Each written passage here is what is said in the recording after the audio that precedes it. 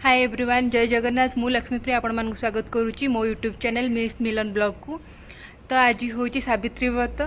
तो मु वर्तमान घरे अच्छी रेडी हो सारे। मो मम्मी आसिले, मो मम्मी सहित आज मुझे शिव मंदिर जीवी। सो आपण मैंने भी चलतु आम ग्राम शिव मंदिर मुझे देखी। गाइज बर्तमान आपण देखिपे आम माँ झील पूरा मंदिर जावाई पूरा रेडी हो सारूँ। तो बेसी लेट न करी चलो मंदिर जी। गाइज बर्तमान आसिक आम मंदिर पाखे पहुँची सारूँ। आम ग्रामर शिव मंदिर। तो सब वर्ष आम ये मंदिर को पूजा करने आसुचु। तो यहाँ मंदिर साइड रे आपण देखिपुर गोटे सुंदर पोखरी अच्छी। तो यहाँ हूँ शिव स्टाचू, हर हर महादेव। यहाँ हूँ पार्वती मंदिर। तो आज सावित्री ओषा, तो सावित्री पूजा पाइंका समस्ते पार्वती मंदिर रे लाइन लगे छिड़ा होती। तो आज सावित्री पूजा रे माँ पार्वती पूजा होची। देखिपे मंदिर दृश्य मुझे देखा। मम्मी पूजा सरला। बर्तमान मो मम्मी चंदन लगे सारिकी आम बाहरबू। तो मु मोर बेढ़ा परिक्रमा कर सारे। तो बर्तमान आम घर को बाहरबू। हाय गाइस, बर्तमान समय हो 3:30। बर्तमान मो स्कूटी धरिकी ऑलरेडी भुवनेश्वर जावाई बाहर सारे। तो आज हूँ सावित्री व्रतर स्पेशल डे। तो आज स्पेशल डे रे मुझे स्पेशल करने चाहूँगी। तो आज मोर भुवनेश्वर ठाकुर जगह भी किसी जीवार अच्छी। तो आपण मैंने भी मो सहित चलते।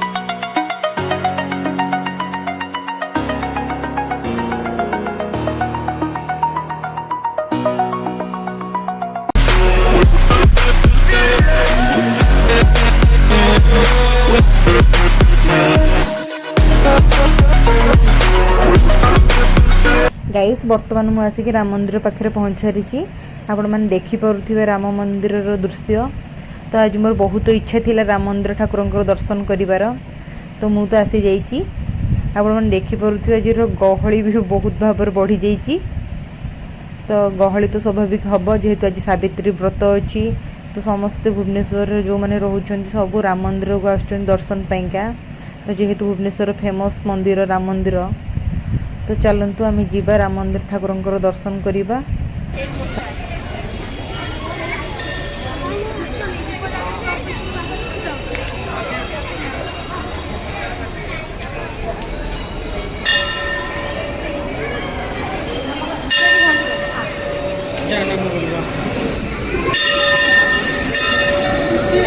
बर्तमान मो राम मंदिर दर्शन सारिकी एकाम्र हाट बुलायापी जाऊँगी।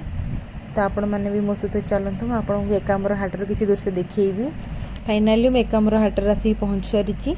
तो चलो भीतर को जीवा।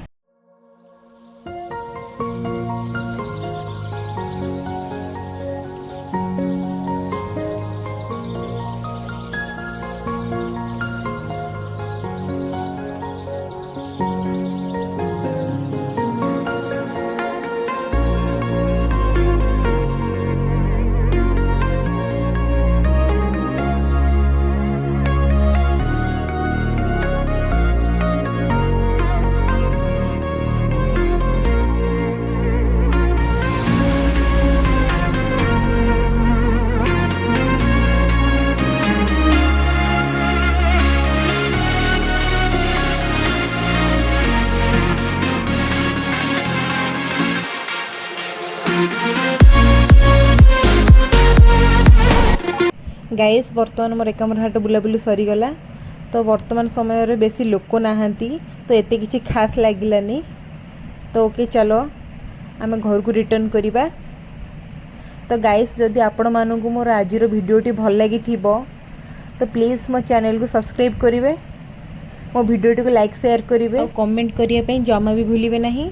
तो आपणकर गोटे कमेंट आमको बहुत मोटिवेट करिवो। तो आम देखा नेक्स्ट वीडियो रे। Okay Tata. Thank you so much for this watching video.